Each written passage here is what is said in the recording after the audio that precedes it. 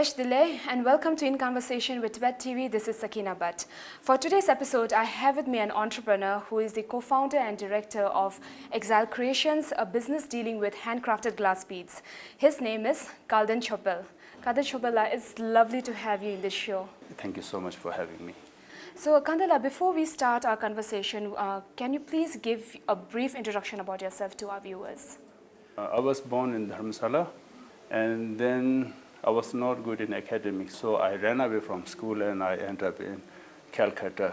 And from that moment, my journey to stand on my own feet started. From that moment, I had to go find a job to do a dishwashing, and then my journey started from that moment.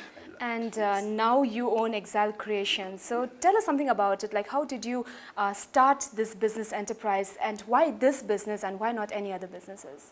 Number one, I had not much option, that I could choose that or that, because the way I grew up, very limited from parents, family background, financially not sound, and they had to support 5 children. And then plus, my qualification was just, class 10, and then not that qualified to do anything. Whatever came in front of me, I kept, doing. I was doing, writing signboards. I was plucking medicinal herbs and, selling medicinal herbs. Then I was whitewashing houses, and then I don't remember the year exactly. I took 17 American students on a trekking. I was guide in Tibettv Valley, and I had an accident, and I was not able to do trekking at that time. And I was sort of, rest. That time I heard through Tibet Charity there was going to be some course on glass bead making to set up a sustainable business in Tibetan community. And then I got the opportunity to be a manager in that training, in that business, and I accepted to stay for 2 years. I stayed there, and after that I left, and then I looked for somebody to invest money, and then with one American man, I started a business called Sonam Village Art in Farsidganj for 5 years.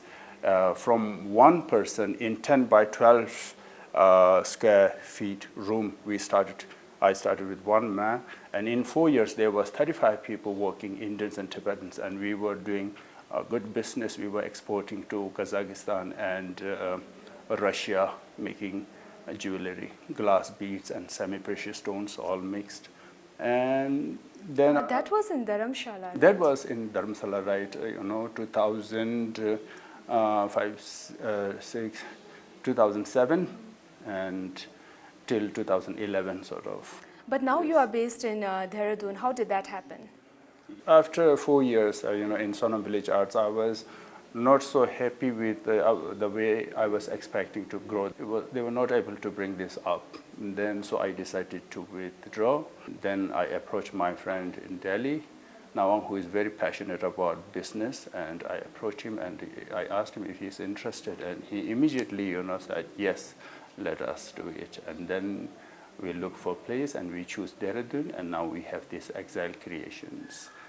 Kandala, you know that in exile, Tibetans in exile, the Tibetan refugees in exile, especially in India and in Nepal, most of them, they don't see any opportunity, they don't see what they have within themselves, and most of them, they think that they have the future only when they go abroad, when they go abroad, and the money they make there is better than the way they make here. So you didn't think that way. You wanted to stay back and you wanted to do something that you have within yourself. So tell us, from where did you get inspired? I had the first opportunity to go to Europe was in '94. I think I went to Switzerland for 3 months with the help of my cousin there. And those days it was quite easy to stay, to take a political asylum or whatever. It was not that difficult at that time. From then on, I was decided, I'm not going to stay. I'm not going to go to Europe or America. I'm going to come back to India. If Tibet, gets freedom, I'm going to go back to Tibet unless, as long as the situation remains like that, I'm going to stay in India. That was my decision from the very beginning. I've always been like that, and that time I was struggling day to day. I didn't have any business. Now I realize that I've made a very good decision, because I started this business to make money, to do a business, and later as it goes, further with the more people, I have today 30 people working there, and then I see, I made a good decision.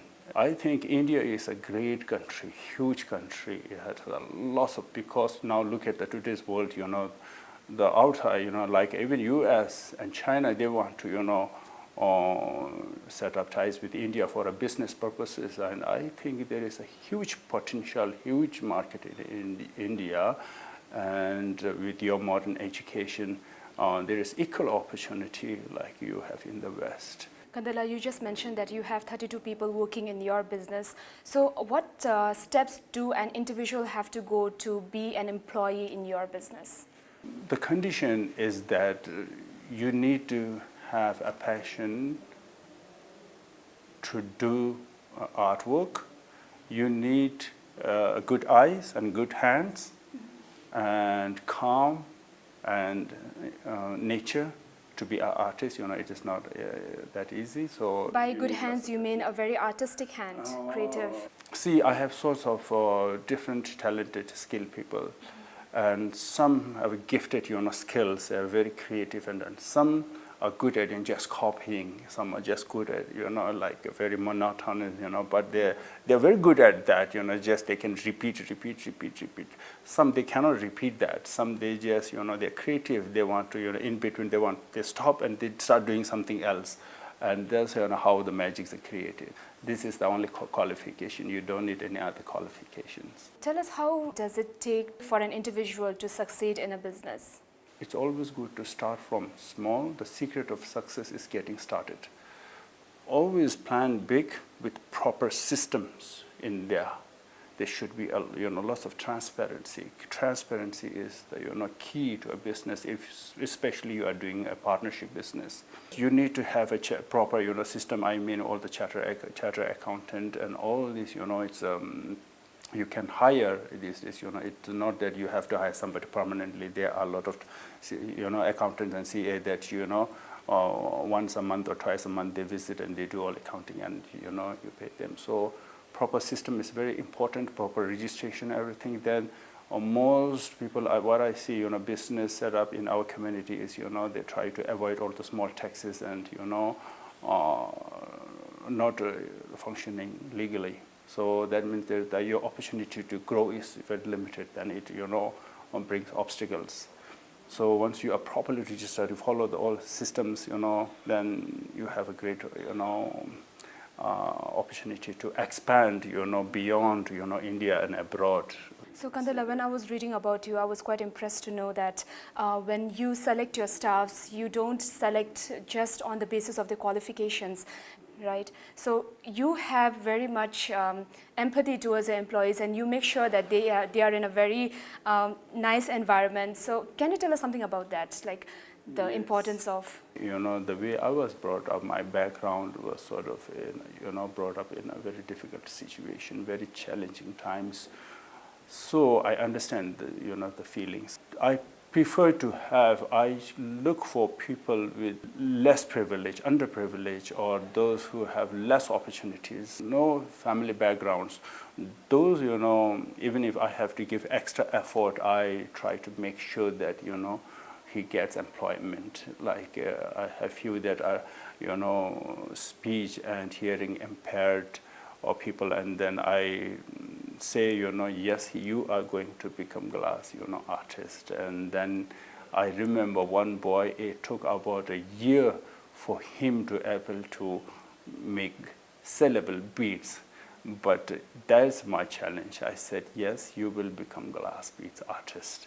And then today, he's a wonderful, he's a good artist. It's really nice to know about your concern to your employees. And also, I have read another thing, knowing that you are also the co-founder of Tibetan Animal Lover in Dehradun, and your contribution towards the environmental conservation and your love for the animals. So can you tell us something about that too, your involvement? Because you're already an entrepreneur, and yet you are doing all these good deeds side by side. Thank you so much for asking this question, because these questions often they remain behind, not as neglected. And yes, more than business, and I have much passion to work for the welfare of stray animals.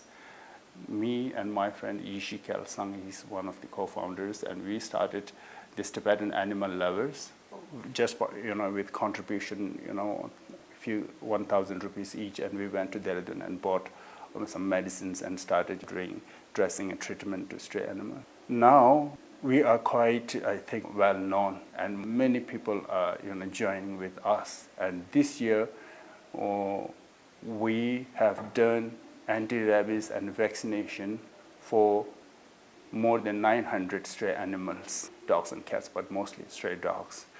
So yes, I think they are also a part of our life. They are also this earth belongs to them also. They the animals, they deserve to freedom like us. They deserve love and compassion, and the only people that animal that can understand is, I think we should understand them. Animals are not a problem.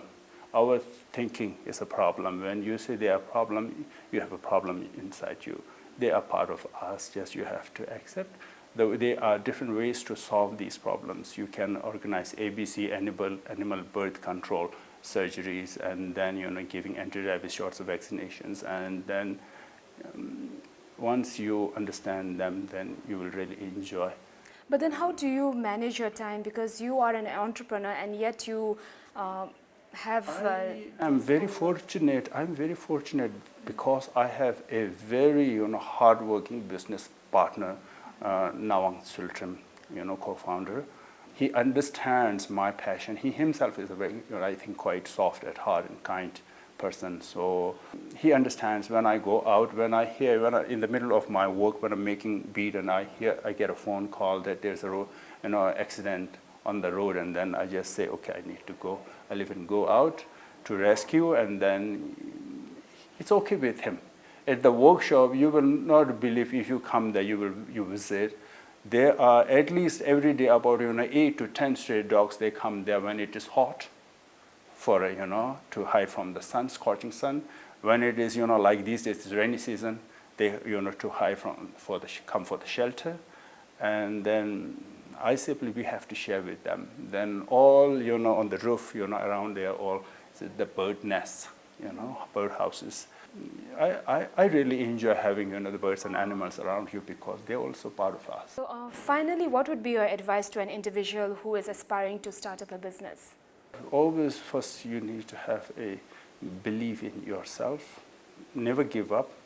None of my relatives and friends could believe that I could become a businessman I am today, because I had no financial background or no qualifications, and I believe in myself. I have the equal potential in myself. So you have to believe in yourself, be very punctual, be very disciplined. Take out 1 hour every day if possible for yourself, you stay fit, and then all these little things you do will eventually add up, and you reap what you sow, there is a saying. So you will ultimately get a result. It is going to take a time, but you believe in yourself, work hard, strive, you will achieve it. Kandala, thank you so much for your lovely words. It was wonderful to have you here, and also to meet a personality who always thinks about community give back, not just to your employees, but also to the environment and also to the animals. Thank you so much for having me. Thank you so much for watching, and see you in the next episode of In Conversation with Tibettv TV.